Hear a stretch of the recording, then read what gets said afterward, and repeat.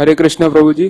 प्रभु जी, अगर कोई व्यक्ति है वो हर चीज में अड़चन डाल रहा है, जैसे कि मैं भक्ति करता हूँ उसमें भी अड़चन डालता है, मैं कहीं से वो प्रगति नहीं करने देता मुझे, मैं कहीं अपनी स्पेस से बाहर निकलना चाहता हूँ उसमें भी अड़चन डालता है, उसने बस जकड़ रखा है, तो मैं उससे कैसे डील करूँ फिर?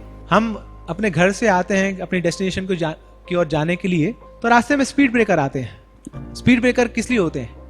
कोई बोला अरे ये क्या क्या फालतू यहाँ पे फालतू जमीन डाल रखी है इधर ना, बहुत तेजी से मैं निकल जाता मगर स्पीड ब्रेकर के कारण फंस गया मैं, और फिर ये रेड लाइट आ गई सामने। ये काश ये रेड लाइट ना होती ना, मैं ऐसे फराटे की तरह पहुंच जाता ना। बस ये रेड लाइट ने मेरे को रोक दिया।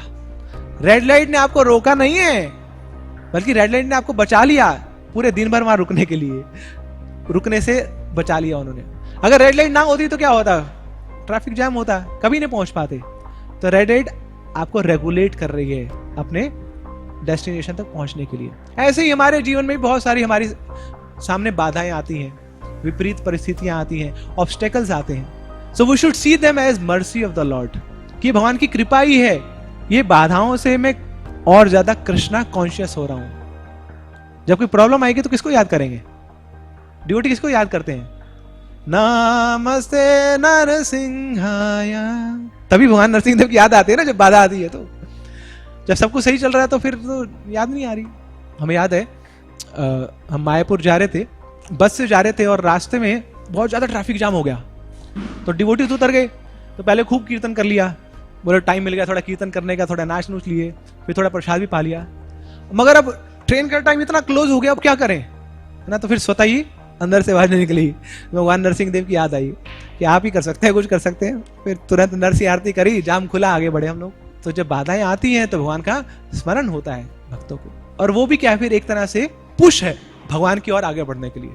आप आगे दो तरीकों से बढ़ सकते हैं, या तो कोई आपको आगे से खींचे या कोई पीछे से धक्का मारे। दोनों तरीकों में आप आगे बढ़ेंगे।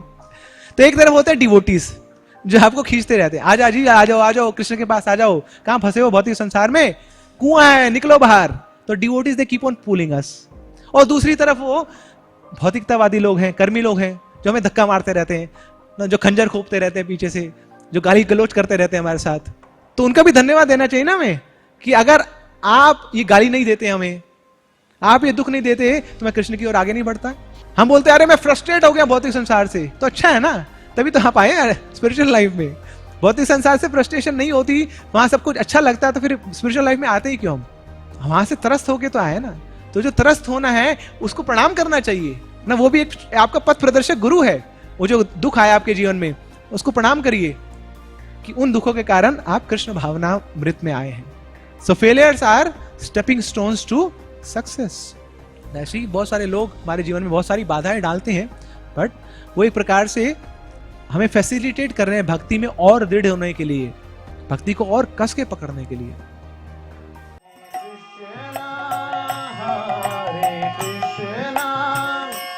Krishna Krishna Hare